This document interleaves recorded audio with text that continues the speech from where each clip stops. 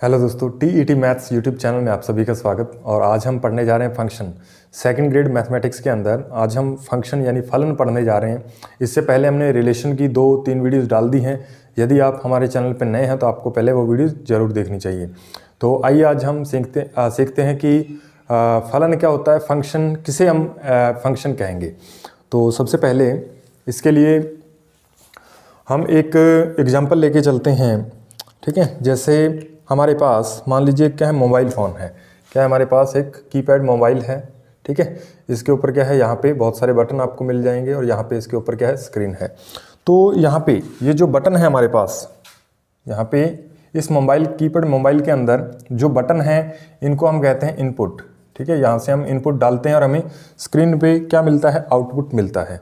तो जब हमारे पास एक मोबाइल फ़ोन होता है उसके अंदर क्या है, अलग अलग तरह के क्या है बटन होते हैं। तो उसमें क्या है, मान लीजिए हमारे पास यदि हम एक दबा रहे हैं तो उससे क्या है, एक टाइप होगा। और यदि हम क्या है कोई कॉल मिलाना चाहते हैं तो कॉल के लिए हमारे पास एक अलग बटन है। तो इस तरह से यानी मोबाइल का जो भी सिस्टम है उसके अंदर जो भी बटन है उसमें आप देखोगे तो एक बटन का एक ही फंक्शन है। एक बटन को हम दबाएंगे तो एक काम हमारे पास होगा, कोई भी, चाहे वो कॉलिंग हो सकता है, कोई अक्षर टाइप करना है, टाइपिंग में हो सकता है, कुछ भी। तो जब हम एक बटन दबा रहे हैं मोबाइल के अंदर तो हमें क्या है, एक ही उसका क्या है आउटपुट मिले। हमें एक बटन दबाने पे एक ही आउटपुट मिले। मान लीजिए हम किसी की कॉल मिलाना चाहते हैं तो हम मान लीजिए हमारे पास यहाँ पे एक हरा बटन होता है जिसे हम दबाते हैं तो वो क्या है, किसी को भी कॉल चली जाती है। अब मान लीजिए हमारे पास इस बटन, जब हम इस बटन को दबाएं तो बहुत सारे लोगों को कॉल लग जाए। मान लीजिए ऐसा, मान लीजिए कि जब हम एक हरे वाले बटन को किसी एक व्यक्ति को कॉल कर रहे हैं और हमने हरे बटन को दबाया तो मान लीजिए 5 लोगों के पास कॉल चलेगी। तो ऐसा कभी नहीं होता। ठीक है, सामान्यतः कीपैड मोबाइल में ऐसा नहीं होता। तो फंक्शन को इस मोबाइल फ़ोन से हम कैसे समझेंगे, तो मान लीजिए हमारे पास एक फंक्शन, पहले हम इसका थोड़ा डायग्राम बनाते हैं, उससे थोड़ा अच्छे से समझ में आएगा।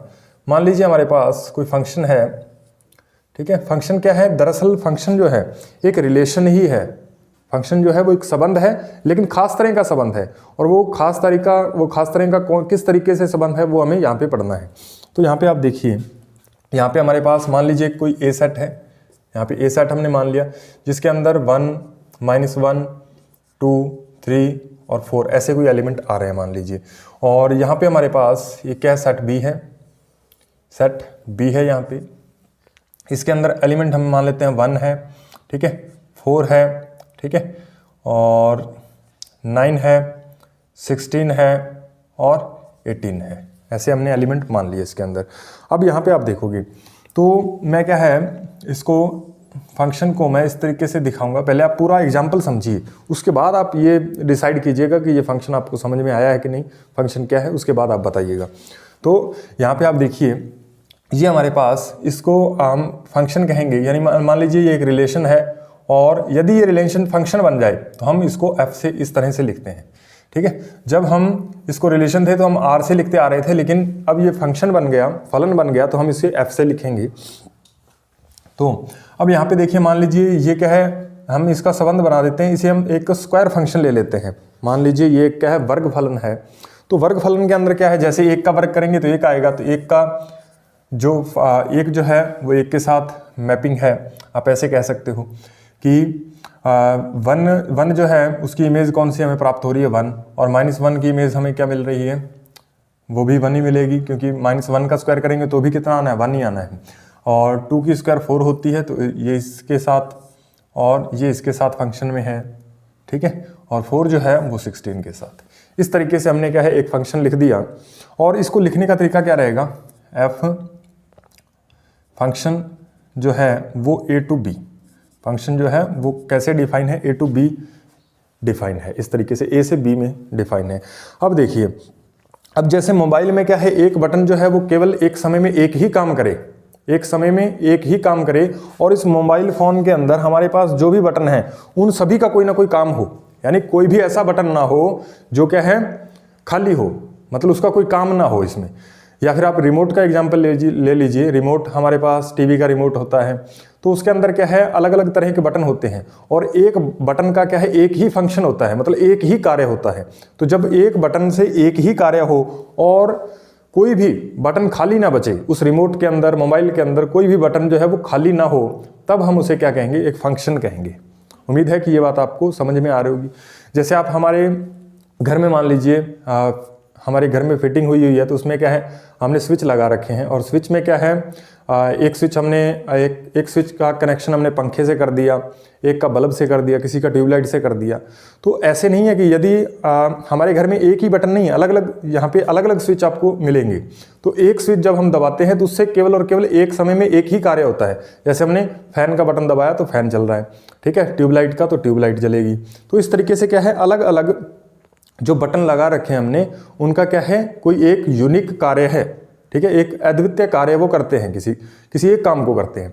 अब ऐसे नहीं होता हमारे घरों में कि हमने क्या है, एक ही बटन लगा दिया और उसको हम क्या मान लीजिए ऑन कर रहे हैं, और हमारे घरों में पंखे भी चलने लगे, लाइटें भी चल गई, सब कुछ हो गया, तो वो थोड़ा कॉम्प्लिकेटेड हो जाएगा। जब हमें पंखे की जरूरत होगी, मान लीजिए हम लाइट को ऑफ करना चाहते हैं, तो वो हमारे पास ऑप्शन नहीं रहेंगे। तो फंक्शन क्या है, कोई भी ऐसा फंक्शन जिसमें क्या है, फंक्शन जो है वो किसी दो सेट में डिफाइन किया जाता है। दो सेट ए और बी हमने ले लिए। अब ये ए और बी के बीच एक रिलेशन फंक्शन तब कहलाएगा। फंक्शन जो है वो रिलेशन ही होता है, लेकिन वो फंक्शन जो है वो रिलेशन ही होता है। तो रिलेशन फंक्शन कब बनेगा ये हमें बताना है। तो एक रिलेशन जो है वो फंक्शन बनेगा यदि इसकी जो प्री इमेजेस हैं, यदि इसके अंदर जो प्री इमेजेस आ रही हैं, तो इन सभी की क्या है, हमें इमेज प्राप्त हो। पहली कंडीशन तो ये है कि सभी की हमें कोई ना कोई इमेज प्राप्त होनी चाहिए। और यहाँ पे क्या है, कोई भी एलिमेंट इसके अंदर खाली नहीं बचना चाहिए। मोबाइल और जो हमारे घरों में फिटिंग का एग्जाम्पल, रिमोट का एग्जाम्पल, इससे आप इसे अच्छी तरह से समझ चुके होंगे। तो फंक्शन क्या है, हमारे पास कोई भी एक ऐसा रिलेशन है जिसके अंदर जो भी ए सेट के अंदर हम एलिमेंट लेंगे, उन सभी एलिमेंट का बी सेट के साथ क्या है, कोई ना कोई रिलेशन होना चाहिए। यानी उसकी हमें बी सेट में कोई ना कोई इमेज मिलनी जरूरी है। और ए सेट के अंदर कोई भी एलिमेंट जो है वो खाली नहीं होना चाहिए। ए सेट के अंदर कोई भी एलिमेंट खाली नहीं बचना चाहिए। यदि कोई खाली बच रहा है तब भी वो फंक्शन नहीं है। और यदि मान लीजिए जैसे ये 4 का मान लीजिए यहाँ पे 16 ना होता, तो ये 4 का इसके साथ रिलेशन नहीं बनता, तो तब भी ये क्या है, एक फंक्शन नहीं होता। तो फंक्शन होने के लिए अभी आपको कुछ कंडीशन जो है पता होनी चाहिए। क्या क्या, कि फंक्शन को हम इस तरीके से लिखते हैं कि फंक्शन जो है वो एफ फंक्शन है, ए टू बी, ये डिफाइन है, परिभाषित है ए से बी की ओर।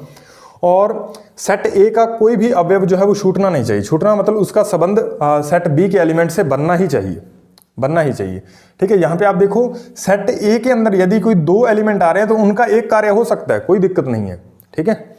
सेट ए के अंदर यदि दो एलिमेंट आ रहे हैं तो उनका तो एक कार्य हो सकता है। इसका भी आप देखिए, इसके साथ क्या मैपिंग हो रखी है, और -1 की मैपिंग भी इसके साथ है, यानी रिलेशन बन रहा है, संबंध बन रहा है।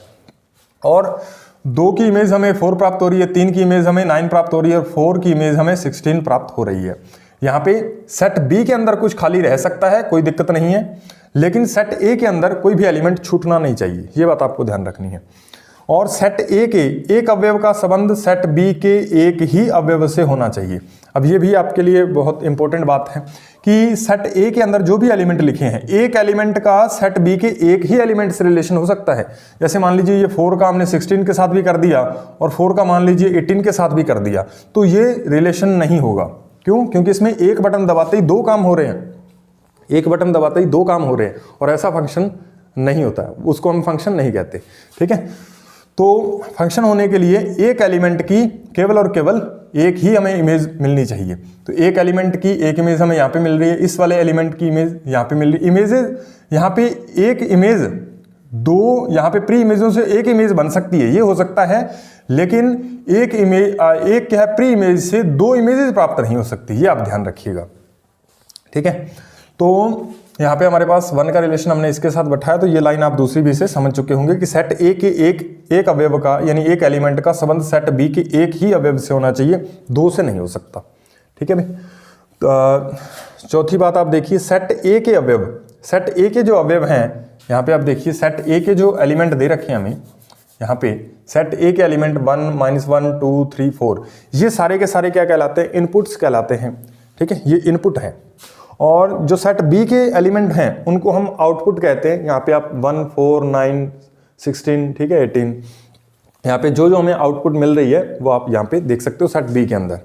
तो सेट बी के एलिमेंट आउटपुट कहलाते हैं, और सेट ए के एलिमेंट क्या कहलाते हैं, सेट ए के एलिमेंट आपके पास इनपुट हैं, ठीक है। तो ये बात आपको समझ में आई होगी।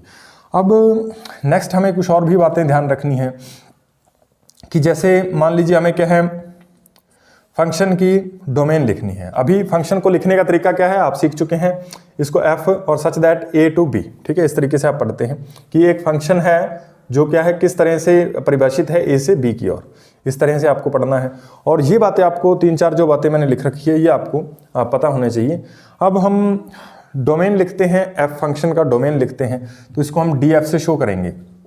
देखिए भाई ये क्या होता है, इसमें हमें क्या करना है कि सेट ए के अंदर जितने भी इनपुट आ रहे हैं तो उनका सेट ही क्या कहलाता है, फंक्शन की डोमेन कहलाता है, प्रांत कहलाता है, ठीक है। तो इसके अंदर आप देखोगे तो ये आ रहा है हमारे पास 1, -1, 2, 3 और 4। उम्मीद है कि ये बात भी आपको समझ में आई होगी कि डोमेन ऑफ फंक्शन क्या है, डोमेन ऑफ फंक्शन, ठीक है। फंक्शन का डोमेन क्या है, फंक्शन यानी फलन का प्रांत क्या है। तो प्रांत लिखने के लिए हमें देखना होगा ए सेट की ओर। ए सेट में 1, -1, 2, 3 और 4 आ रहा है, तो ए सेट के जो एलिमेंट हैं उनको हम क्या कहते हैं, डोमेन कहते हैं। ये बात आपको समझ में आई होगी, ठीक है। या फिर आप ऐसे भी कह सकते हो कि set of all pre images, तो यहाँ पे जितनी भी प्री इमेजेस हैं उनका ही सेट क्या है, डोमेन ऑफ फंक्शन है, ठीक है। अब हमें रेंज ऑफ फंक्शन लिखना है, रेंज ऑफ फंक्शन, ठीक है भाई, परिसर लिखना है हमें, इस फंक्शन फलन का परिसर लिखना है। तो परिसर आप कैसे लिखोगे, परिसर में आपको देखना है कि यहाँ पे जो इमेजेस हमें प्राप्त हो रही हैं, तो एक हमें 1 मिल रहा है, एक 4 मिल रहा है, एक 9 मिल रहा है और एक 16। जिसका रिलेशन नहीं बना बी सेट के अंदर उसको हम छोड़ सकते हैं, उसको हम छोड़ेंगे, ठीक है, छोड़ सकते नहीं, छोड़ेंगे, ठीक है, उसको हम छोड़ देंगे। तो ये हमारे पास जो है रेंज ऑफ फंक्शन है, इसको हम आर एफ से लिखते हैं। और ये क्या है, ये कौन सा सेट है, तो सेट ऑफ ऑल इमेजेस, ठीक है, सेट ऑफ ऑल इमेजेस, जो हमें इमेजेस प्राप्त हो रही हैं उन्हीं का हमें क्या है, सेट लिखना है। जैसे यहाँ पे 18 जो है वो किसी प्री इमेज, यहाँ पे हमें इसका क्या है, कोई प्री इमेज नहीं मिल रही 18 की, 18 एक इमेज है लेकिन इसकी प्री इमेज प्राप्त नहीं हो रही, तो 18 को हम नहीं लेके चलेंगे यहाँ पे, ये बात आपको ध्यान रखनी है, ठीक है। जिनकी हमें प्री इमेजेस भी हैं, जिनकी ऐसी इमेजेस जिनकी हमारे पास क्या प्री इमेजेस हों, उन्हीं को यहाँ पे लिखना है, ठीक है। ये बात भी आपको समझ में आई होगी। अब आप कोडोमेन भी लिख सकते हैं, इसको आप लिखने का तरीका ये रहेगा, CO लगा दीजिए और D के पैरों में F लिख दीजिए, तो ये हमारे पास है कोडोमेन, ठीक है। कोडोमेन की क्या है हमारे पास, कोडोमेन ऑफ फंक्शन, ठीक है। तो इसमें आप देखिएगा यानी सह प्रांत है फंक्शन का, तो इसमें क्या है, पूरा का पूरा कंप्लीट सेट B लिखा जाता है। B सेट के सारे एलिमेंट यहाँ पे आ जाएंगे, 1, 4, 9, 16 और 18। उम्मीद है कि ये बात आपको समझ में आई होगी। इसमें क्या है, डोमेन में हम क्या करते हैं, प्री इमेजेस जितनी भी आ रही हैं उसको हम डोमेन कहते हैं। और जो हमारे पास रेंज ऑफ फंक्शन है वो हम कैसे लिखते हैं, तो जितनी हमारे पास जितनी इमेजेस हमें मिली हैं, जिनकी प्री इमेजेस हमें सेट ए के अंदर मिल रही है 1, 4, 9 और 16, तो सेट बी के वो एलिमेंट लिख लेने हैं हमें यहाँ पे। और कोडोमेन क्या होता है, जिसके अंदर यहाँ पे कंप्लीट सेट भी आप दिखा दीजिए, वो क्या है, सह प्रांत है, कोडोमेन है। अब यहाँ से हमें एक बात पता चली होगी कि यहाँ पे आप क्या इसे नोट कर पा रहे हो, 1, 4, 9 और 16, 1, 4, 9 और 16, ठीक है भाई। तो इससे हमें पता चलेगा कि ये जो आर एफ है यानी परिसर जो है वो क्या है, एक सबसेट होगा, यानी ये आपको सबसेट दिख रहा है इसका, कोडोमेन का, तो या तो कोडोमेन का क्या है, सबसेट होगा या फिर उसके इक्वल भी हो सकता है। तो हम इसको ऐसे भी लिख सकते हैं कि ये जो है, ये बात इंपॉर्टेंट है जो आपको नोट करनी है, ये जो हमारे पास है यानी हम क्या है, फंक्शन की रेंज लिखेंगे वो एक क्या है, या तो सबसेट होगी या फिर इक्वल होगी किसके, कोडोमेन के, ठीक है भाई। तो ये बात आपको नोट करनी है, ये हमें पता चला इन उदाहरणों की वजह से। तो अब हमें फंक्शन का पता चल गया, दोबारा से एक बार फिर सुन लीजिए। फंक्शन क्या है, फंक्शन कोई एक ऐसा रिलेशन है जिसके अंदर जितनी हमारे पास प्री इमेजेस आ रही हैं उनकी इमेज हमें मिलनी चाहिए और यूनिक इमेज मिलनी चाहिए, यानी एक क्या है, प्री इमेज की एक ही इमेज हो सकती है, एक से ज़्यादा इमेजेस नहीं हो सकती, ये बात आपको ध्यान रखनी है। दूसरा क्या है, इसको लिखने का तरीका F और A to B हम इसे इस तरीके से दिखा देते हैं, ठीक है। और या फिर हमें इसे FX भी लिख सकते हैं, FX एक रिलेशन है, ठीक है, आप कैसे भी लिखो इसको। तो F A to B हम इसे इस तरीके से लिखते हैं, ये बात आपको पता चली। और तीसरी बात आपको याद रखनी है कि सेट A के एक अवयव, ये मैंने बता दिया एक अवयव का संबंध जो है वो सेट बी के एक ही अवयव से होना चाहिए और कोई भी अवयव छूटना नहीं चाहिए यहाँ पे, ठीक है। यानी सभी यहाँ पे एलिमेंट जो आ रहे हैं उनकी हमें प्री इमेजेस जो आ रही हैं उनकी हमें इमेज मिलनी चाहिए। ऐसे नहीं कि जैसे यहाँ पे मान लीजिए 5 आ रहा था तो 5 की यहाँ पे आपको कोई भी जो है इमेज नहीं मिलती, तब वो क्या फंक्शन नहीं होता। तो इतनी बातें आपको अभी के लिए याद रखनी है। फंक्शन जो है वो क्या होता है ये मैंने आपको बता दिया। अब हमें क्या है, फंक्शन जो है वो बहुत तरह के होते हैं, जैसे अचर फंक्शन है और लघुगणकीय फलन है और स्क्वायर फलन है, यानी वर्ग फलन भी कहते हैं इसे, जो हमने अभी यहाँ पे लिखा, ये इसका एग्जाम्पल था। और उनके अंदर अब और भी कई सारे फंक्शन हैं जिसको हम एक एक करके पढ़ते जाएंगे। अब हमें किसी भी फंक्शन को पढ़ते वक्त हमें 2-3 बातों का ध्यान रखना है। पहली बात कि आपको उस फंक्शन की फॉर्म पता होनी चाहिए कि उस फंक्शन को हम लिखेंगे कैसे, ठीक है, नोटेशन का पता होना चाहिए। दूसरी बात, आप उसमें क्या है उस फंक्शन का आपको डोमेन पता होना चाहिए। तीसरी बात, उसकी रेंज पता होनी चाहिए, उस फंक्शन की रेंज क्या है, ठीक है। और चौथी बात, आपको उसका रफ ग्राफ बनाना आना चाहिए, ठीक है, उसका आपको रफ ग्राफ बनाना आना चाहिए, ठीक है। तो ये सारी चीज़ें हम किसी फंक्शन में किस तरह से निकालेंगे, किस तरीके से हम उसका ग्राफ बनाएंगे, तो ये सारी चीज़ें पढ़ने के लिए हमें एक फंक्शन एक एक करके सारे फंक्शन का हम क्या है डोमेन लिखेंगे, रेंज लिखेंगे और उसके बाद उसका ग्राफ भी देखने वाले हैं, ठीक है। इससे क्या है फंक्शन हमें बहुत अच्छे से समझ में आ जाएगा और फिर फंक्शन से जो भी क्वेश्चन आएंगे हम मतलब फटाफट कर पाएंगे, आसानी से कर पाएंगे। तो सबसे पहला फंक्शन जो हमारे पास है वो है हमारे पास स्क्वायर फंक्शन, ठीक है, उसी को हम लेके चलते हैं। तो सबसे पहला फंक्शन किसके बारे में हम पढ़ने जा रहे हैं, स्क्वायर फंक्शन के बारे में, ठीक है भाई। चलिए पढ़ते हैं। अब स्क्वायर फंक्शन क्या होता है, वर्गफलन क्या होता है। तो वर्गफलन के अंदर क्या है, दरअसल फंक्शन अभी हमने पढ़ा कि फंक्शन जो है उसके अंदर फंक्शन को हमने समझ लिया। अब फंक्शन को हम एक ऐसी मशीन भी कह सकते हैं, ठीक है, एक गणितीय मशीन कह सकते हैं, एक मैथमेटिकल मशीन भी कह सकते हैं इसे, जिसके अंदर क्या है हम कोई भी एक क्या है इनपुट डालेंगे तो हमें क्या है आउटपुट के जरिए क्या है हमें एक आउटपुट प्राप्त होगी। हमें क्या है एक ऐसी मशीन हम फंक्शन को कह सकते हैं जिसके अंदर यदि हम इनपुट कुछ ना कुछ देंगे तो हमें कुछ ना कुछ आउटपुट मिलनी है, ठीक है। तो इस तरीके से भी हम इसे देख सकते हैं। तो दरअसल इसको समझने के लिए इसको हम fx बराबर एक्स स्क्वायर भी लिख सकते हैं। ये x का वर्ग है, x की जगह आप कुछ भी रखो, ठीक है। तो इसको हम क्या कहते हैं, वर्गफलन भी कहते हैं। या फिर आप इसे क्या लिख सकते हो, या फिर आप इसे y is equal to x square लिख सकते हो। जो fx लिखा है इसी को आप क्या है आउटपुट y भी कह सकते हो, तो y is equal to x square भी आप लिख सकते हो। ये बात आपको ध्यान रखनी है। अब इसमें यहाँ पे हम क्या है इसको देखते हैं कि fx जो है हमारे पास है वो एक क्या है वर्गफलन हमें दे रखा है।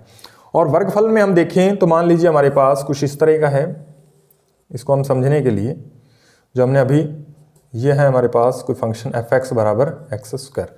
अब इसका मीनिंग क्या है कि एक क्या है वर्गफलन है। इसका मतलब क्या है कि ये एक ऐसा फंक्शन है, एक ऐसी मशीन है कि आप इसके अंदर कोई भी एलिमेंट डालोगे, कोई भी जिस आप इसके अंदर एलिमेंट डाल रहे हो, इनपुट डाल रहे हो। मान लीजिए हमने क्या है x बराबर यहाँ पे 0 इनपुट डाला, तो हमें जो आउटपुट मिलेगी वो क्या है, वो जब यहाँ पे x बराबर 0 जब यहाँ पे जाएगा तो ये फंक्शन इसका क्या कर देगा, स्क्वायर कर देगा। तो जब इसका स्क्वायर करेगा तो 0 का स्क्वायर क्या होता है, 0 होता है। यानी हमें यदि हम इनपुट जो है वो कितना दे रहे हैं, 0 डाल रहे हैं, तो हमें आउटपुट भी क्या मिलना है, 0 मिलना है, ठीक है। अब मान लीजिए हम क्या है इस फंक्शन के अंदर x बराबर 1 डाल रहे हैं, x बराबर 1, तो हमें क्या मिल जाएगा भाई, हमें आउटपुट के जरिए हमें क्या मिलेगा, तो 1 का स्क्वायर क्या होता है 1, तो 1 ही मिलेगा, ठीक है। मान लीजिए हम यहाँ पे 2 डाल रहे हैं, तो x बराबर हमने यहाँ पे 2 डाल दिया, तो हमें आउटपुट कितना मिलेगा, तो 2 की स्क्वायर हो जाएगी तो कितना 4। यानी ये जो फंक्शन है ये क्या करता है, जो भी इसके अंदर इनपुट आएगी वो उसका क्या है आउटपुट के रूप में हमें क्या है उसका वर्ग दे देगा, यानी उसकी स्क्वायर कर देगा। बस इतना सा मीनिंग है इसका वर्गफलन का। अब यहाँ पे मान लीजिए हमारे पास कोई एक वैल्यू है, मान लीजिए माइनस वाली वैल्यू पुट करके देखते हैं, तो -1 हमने इसकी वैल्यू डाली तो भी हमें क्या है रिजल्ट मिला, कितना मिला, 1 मिला। आउटपुट के जरिए हमें क्या 1 मिला। यहाँ पे हम क्या है, आप कोई और नंबर डाल सकते हो, जैसे x इज इक्वल टू 1/2 हमने डाला तो हमें क्या है एक नंबर मिला 1/4, ठीक है। आप कोई भी नंबर डाल सकते हो, जैसे मान लीजिए x बराबर हमने डाला √3, ठीक है। तो यहाँ पे भी हमें क्या है आउटपुट के जरिए क्या मिला 3, क्योंकि यहाँ पे ये जो फलन है ये इसका क्या कर रहा है, एक वर्ग कर देता है, तो इसी को हम क्या कहते हैं, वर्ग फलन कहते हैं, ठीक है, स्क्वायर फंक्शन कहते हैं। अब इस स्क्वायर फंक्शन में हम यदि इसका डोमेन लिखना चाहें, डोमेन ऑफ फंक्शन डीएफ, मैंने आपको बताया था कि एक आपको फंक्शन की नोटेशन पता होनी चाहिए जो कि यहाँ पे लिखी हुई है, ठीक है, और एक क्या है, आपको उसका डोमेन पता होना चाहिए, परिसर पता होना चाहिए, और तीसरा ग्राफ पता होना चाहिए। इतनी बातें यदि आपको पता है तो फंक्शन के बारे में आप सब कुछ जानते हो, आसानी से आप इसे लिख सकते हो। अब डोमेन लिखने के लिए हमें क्या करना है, यहाँ पे आप एक बात और देखो कि यहाँ पे हमने इनपुट के तौर पे हमने क्या है, पॉजिटिव नंबर एक डाल के देखा, पॉजिटिव नंबर डाला, और हमने क्या है 0 भी डाल के देखी, और क्या है एक नेगेटिव नंबर भी इसके अंदर हमने डाला। लेकिन यहाँ पे जो आपको आउटपुट मिल रही है वो क्या है, हमेशा ही पॉजिटिव नंबर आ रहा है। समझ पा रहे हो, या तो 0 आ रहा है या फिर कोई ना कोई पॉजिटिव नंबर हमें मिल रहा है। क्या हमें आउटपुट नेगेटिव प्राप्त हो सकती है, यहाँ पे आप देखो नहीं हो सकती। क्यों? क्योंकि हम नेगेटिव नंबर जब इसके अंदर डालेंगे तो हमें ये नेगेटिव का स्क्वायर करेगा, स्क्वायर मीनिंग मतलब वहां से माइनस जो हट जाएगा, वो नंबर किसी भी नेगेटिव नंबर का हम स्क्वायर करते हैं तो हमें क्या मिलता है, प्लस का नंबर मिलता है, पॉजिटिव नंबर मिलता है।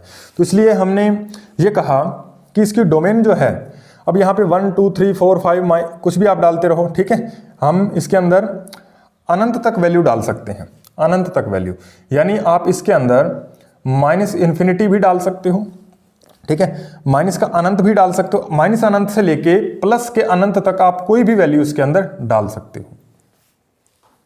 मैं यहाँ पे क्या समझाने की कोशिश कर रहा हूँ कि यहाँ पे हम इसकी जगह चाहे पॉजिटिव नंबर डालें, चाहे 0 डालें, चाहे नेगेटिव डालें, हमें आउटपुट के रूप में क्या मिलना है, कोई ना कोई पॉजिटिव नंबर ही मिलेगा।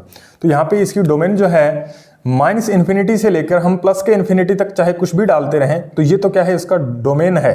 डोमेन क्या है, ऐसी वैल्यू जो उस फंक्शन के अंदर हम पुट कर सकते हैं, जिसका हमें क्या है, एक आउटपुट मिल सकता है, ठीक है। इसके अंदर कोई हमें कोई और वैल्यू नहीं डालनी, ऐसी वैल्यू नहीं डाल सकते जिसका हमें कोई ना कोई आउटपुट ही ना मिले, ठीक है। तो ऐसी सारी वैल्यू कौन कौन सी हैं जिसका हमें आउटपुट प्राप्त हो सकता है, तो माइनस इन्फिनिटी से लेके आप प्लस के इन्फिनिटी तक कुछ भी डालिए तो हमें क्या है, उसका एक सटीक क्या है, हमें एक उत्तर प्राप्त होने वाला है, यानी वो उसका क्या कर देगा, स्क्वायर करके कोई ना कोई हमें नंबर जरूर मिलेगा। और ये मैंने आपको 4-5 एग्जाम्पल बता भी दिए। अब यहाँ पे ये हमें डोमेन पता चल गया। डोमेन क्या होता है, उसके अंदर जो इनपुट डाले जा सकते हैं उनका हमें क्या है बताना होता है, उनकी रेंज क्या है। तो माइनस इन्फिनिटी से प्लस के इन्फिनिटी तक ये इसका डोमेन बन गया। अब हमें क्या है, इस फंक्शन की रेंज लिखनी है, ठीक है भाई। तो इसकी रेंज क्या होगी, अब देखिए रेंज के अंदर आपको नेगेटिव नंबर नहीं मिल रहा, आपको 0 मिल रहा है, और 0 और अब जैसे जैसे ये नंबर बढ़ाते, 1 डाला तो हमारे पास 1 मिला, 2 डाला तो 4, आगे 3 4 ऐसे रखते जाओगे। मान लीजिए 10 डाला तो 100 मिलेगा, 11 डाला तो 121 मिलेगा, यानी वर्क करता जाएगा। और मान लीजिए हम x की जगह इन्फिनिटी डाल दें, इन्फिनिटी डालें, यानी x की जगह हम मान लीजिए इन्फिनिटी डाल रहे हैं, इन्फिनिटी x बराबर इन्फिनिटी, तो ये क्या करेगा, इन्फिनिटी का स्क्वायर करेगा, और इन्फिनिटी का स्क्वायर मतलब ये भी एक लार्ज नंबर आएगा, इन्फिनिटी। तो यानी इसके अंदर हम इन्फिनिटी डालें तो भी हमें क्या मिलता है, इन्फिनिटी मिलती है। तो ये हमें पता चला कि इसकी रेंज जो है वो 0 से लेके इन्फिनिटी के बीच में कोई ना कोई नंबर आएगा, ठीक है। तो इसके अंदर 0 भी क्या है, शामिल है, और ये जो है नंबर इन्फिनिटी तक जा रहे हैं, ठीक है भाई। ये आप देखिए मैंने यहाँ पे क्या है क्लोज्ड ब्रैकेट लगाया और यहाँ पे ओपन ब्रैकेट। जो भी इन्फिनिटी आता है, जब भी इन्फिनिटी आता है तो हम उसको क्या है क्लोज नहीं कर सकते इन्फिनिटी को हम, क्योंकि इन्फिनिटी जो है वो एक अनंत नंबर हमने माना है कि बहुत बड़ा नंबर है, वो एग्जैक्ट हमें पता नहीं कि वो नंबर क्या है, इसलिए क्या है हम उसको क्लोज्ड इंटरवल के अंदर बंद नहीं करेंगे, उसे हम ओपन इंटरवल में ही शामिल करेंगे। लेकिन 0 हमें पता है 0 होता है, और इन्फिनिटी के ऊपर क्या आ जाएगा, ओपन ब्रैकेट आ जाएगा, ये आपको पता होना चाहिए। तो ये हमें 2 चीज़ें हमने यहाँ पे, एक चीज़ हमें ये ध्यान रखनी है और एक चीज़ हमें ये वाली चीज़ ध्यान रखनी है कि इसका डोमेन और रेंज क्या होने वाली है, ठीक है। ये 2 बातें हमें पता चल गई। अब तीसरा है इसका ग्राफ, ठीक है, ग्राफीय निरूपण, ठीक है भाई, ग्राफीय निरूपण, ठीक है। तो इसका हम ग्राफ कैसे बनाएंगे वो भी आप देखिए। हमें क्या करना है, कोई ऐसी वैल्यूज हमें लेनी है, आसान सी वैल्यू, जिनसे हमें क्या है उस फंक्शन के बारे में थोड़ा सा आइडिया हो सके, थोड़ा सा एक रफ ग्राफ प्राप्त हो सके। मान लीजिए हम क्या है कोई वैल्यू यहाँ पे लेके चल रहे हैं, जैसे यहाँ पे क्या है वैल्यू हमारे पास 0 है, ठीक है, ये x एक्सिस है और ये y, ये आपको पता होगा। अब यहाँ पे क्या हमने 1 ले लिया, यहाँ पे 2, यहाँ पे 3 और यहाँ पे 4, ठीक है भाई। और यहाँ पे क्या आ रहा है -1, यहाँ पे क्या आ रहा है -2 और -3 -4, ठीक है भाई। इस तरीके से ग्राफ हमें मिलेगा। अब यहाँ पे हमें देखना है कि x की वैल्यू हम क्या डाल रहे हैं। पहले हम 0 डाल के देखते हैं। तो x की वैल्यू हमने 0 डाली तो हमें आउटपुट भी क्या मिला, 0। यानी 0 डालने पे हमें क्या मिलेगा, 0 ही मिलेगा, ठीक है। उसके बाद क्या है, यदि हम 1 डालें इसके अंदर, x की वैल्यू हम 1 डालें तो हमें क्या मिलता है, 1 मिलता है। यानी यहाँ पे भी हम नंबर लगा देते हैं 1 2 3 और 4। यदि हम x का मान 1 डाल रहे हैं तो ये हमें 1 मिलेगा। यानी ये तो है 0,0 आ जाएगा, यहाँ पे क्या आएगा 1,1 आएगा, ठीक है। तो ऐसे ही क्या है, हम x की वैल्यू यदि हम 2 डालें तो हमें क्या मिलेगा, x की वैल्यू 2 डालें तो हमें क्या मिलेगा, 4 मिलेगा। x की वैल्यू 2 डालें तो हमें क्या मिलेगा, 4 मिलेगा, जो कि यहाँ पे एग्जिस्ट करेगा, ठीक है। तो ये क्या है हमारे पास 2,4। तो आप देखोगे कि इसका जो ग्राफ है हमें वो किस तरह से मिल रहा है। आप इसका ग्राफ देखोगे तो कुछ इस तरह का, आप इसको मिला दीजिए तो ये क्या, इसका रफ डायग्राम प्राप्त हो गया, ठीक है। इसका ग्राफ जो है वो इस तरीके से बढ़ता रहेगा। उम्मीद है कि ये बात आपको समझ में आ रही होगी। हमने इसका ग्राफ बनाने के लिए हमने क्या किया, यहाँ पे आप देखिए, ये हमें पॉजिटिव वाली साइड पे हमें ग्राफ मिला। अब यहाँ पे आप देखोगे तो जैसे मैंने माइनस वाली वैल्यू डालता हूँ, ये तो मैंने पॉजिटिव वैल्यू पुट करके देखा तो मुझे ये वाला ग्राफ मिला। अब मैं नेगेटिव वैल्यू इसके अंदर पुट करके डालता हूँ। x की वैल्यू -1 लेते हैं, x की वैल्यू -1 लेंगे तो भी हमें वैल्यू कौन सी मिलनी है, 1 मिलनी है। ये आ जाएगा आपके पास -1,1, ये पॉइंट आएगा। अब माइनस का 2 डालते हैं तो 4 मिलेगा प्लस का, तो माइनस का 2 और प्लस का 4, मान लीजिए ये यहाँ पे आ रहा है पॉइंट, तो ये है -2,4, ठीक है भाई। तो इधर से ये वाला हमारे पास ग्राफ आएगा, इसको आप मिलाइए ऐसे। तो आप देख रहे हो ये जो हमारे पास ग्राफ बना, ये किसका ग्राफ है, ये fx = x² का ग्राफ है। उम्मीद है कि ये बात आपको समझ में आई होगी। तो इस तरह से हम क्या है, जब भी हम किसी भी फंक्शन का हम ग्राफ लिखेंगे तो उसके बारे में हमें थोड़ा आइडिया चल जाएगा कि इसकी वैल्यू जो है वो इस तरीके से बढ़ेगी या कम होगी। आ रही है बात समझ में। तो इस तरीके से हमें क्या है, इसका ग्राफ लिखना है, और एक क्या है, इसका डोमेन और रेंज पता होनी चाहिए, और एक फंक्शन की नोटेशन किस तरीके से हम उसे लिखते हैं, प्रदर्शित करते हैं, वो हमें पता होना चाहिए। चलिए दोस्तों, अब हम देखते हैं, पहले हमने पढ़ा स्क्वायर फंक्शन, वर्गफलन क्या होता है। अब हम पढ़ेंगे स्क्वायर रूट फंक्शन यानी वर्गमूल फंक्शन। और वर्गमूल फंक्शन की नोटेशन क्या रहेगी हमारे पास, तो हम इसको लिख सकते हैं fx = √x, या फिर हम इसे लिख सकते हैं y √x, ठीक है। इस तरीके से भी लिख सकते हैं। अब पहले हमने क्या किया था, पहले फंक्शन का क्या काम था कि जो भी हमारे पास वर्ग फंक्शन के अंदर, उसका क्या काम था फंक्शन का, तो उसके अंदर जो भी हम इनपुट डालते थे वो उन इनपुट का क्या कर देता था, स्क्वायर कर देता था। और यहाँ पे क्या है, ये √ कर देगा, बस इतने से इसमें फ़र्क है। तो इसका जो हम डोमेन सीधे ही लिख सकते हैं। अब आपको दिमाग से लिखना आना चाहिए बस सीधा। अब आप वैसे नहीं बना के देखोगे, जैसे मैंने डायग्राम बना के बताया था, बना के देखना चाहो तो देख भी सकते हो, कोई दिक्कत नहीं है। तो वैसे हम सीधे भी लिख सकते हैं। अब यहाँ पे पहली बात तो आपको ये ध्यान रखना है कि यहाँ पे जो भी हम फंक्शन पढ़ रहे हैं वो वास्तविक फलन है, ठीक है। उसके अंदर हम इमेजिनरी वैल्यूज नहीं डाल सकते। √ के अंदर आपको पता है कि माइनस वाली वैल्यू नहीं आती, ठीक है। और यानी इसकी यहाँ पे आप x का जो सबसे न्यूनतम मान है वो आप कितना रख सकते हो, 0 रख सकते हो। 0 1 2 3 4 ऐसे रखोगे आप। तो इसलिए क्या है हमारे पास, इसकी डोमेन में एक तो 0 से लेके इन्फिनिटी तक आएगा, ठीक है। माइनस वाले नंबर इसमें शामिल नहीं किए जा सकते। तो ये बात आपको पता होनी चाहिए। तो ये बात आपको ध्यान रखोगे। और रेंज ऑफ फंक्शन में क्या आएगा, यदि हम 0 रखेंगे तो हमें क्या मिलने वाला है, 0 ही मिलेगा। और यदि हम मान लीजिए 4 रख रहे हैं तो हमें 2 मिल जाएगा, ठीक है। 9 रख रहे हैं तो हमें क्या मिलेगा, और भी आप नंबर रख सकते हो, 0 1 2 3 4 कोई भी नंबर रख सकते हो, ठीक है। तो यहाँ पे हमारे पास जो रिजल्ट आएगा वो भी क्या है, 0 आगे क्या है, जैसे मान लीजिए यहाँ पे क्या है 2 रखा, उसका क्या होता है √1.414 ऐसा कुछ आएगा, ठीक है। √3 रखा तो 1.732 ऐसे कुछ आएगा। तो यानी जो भी हम रखेंगे वो 0 से लेके इन्फिनिटी के बीच में ही आएगा, ठीक है भाई। 0 से लेके इन्फिनिटी के बीच में ही आएगा और पॉजिटिव नंबर मिलेगा। ये बात आपको ध्यान रखनी है। तो नंबर यहाँ पे क्या है, हम ना तो इनपुट के तौर पे हम नेगेटिव नंबर डाल सकते हैं और ना ही हमें क्या है आउटपुट के तौर पे नेगेटिव नंबर मिल सकता है। तो ये इस फंक्शन की खासियत है, ठीक है, विशेष बात है जो आपको ध्यान रखनी है। उसके बाद आप इसका ग्राफ देखना चाहो तो ग्राफ में क्या है, आपको x अक्ष और y अक्ष बनाना है, ठीक है भाई। इसके अंदर जब हम 0 रख रहे हैं तो हमें क्या मिल रहा है, 0,0 मान लेते हैं यहाँ पे है, और उसके बाद हम मान लीजिए उसके बाद 4 रख रहे हैं सीधा, मान लीजिए 4 यहाँ पे आ रहा है, तो 4 हम रख रहे हैं तो हमें कितना मिलेगा, 4 पे हमें वैल्यूज़ 2 मिलेगी, तो मान लीजिए यहाँ पे आ रही है। उसके बाद 9 जो है उस पर वैल्यू 3 मिलेगी, मान लीजिए यहाँ पे है। तो इसका कुछ ग्राफ जो है वो कुछ इस तरह से आएगा, इस तरीके से, ठीक है भाई।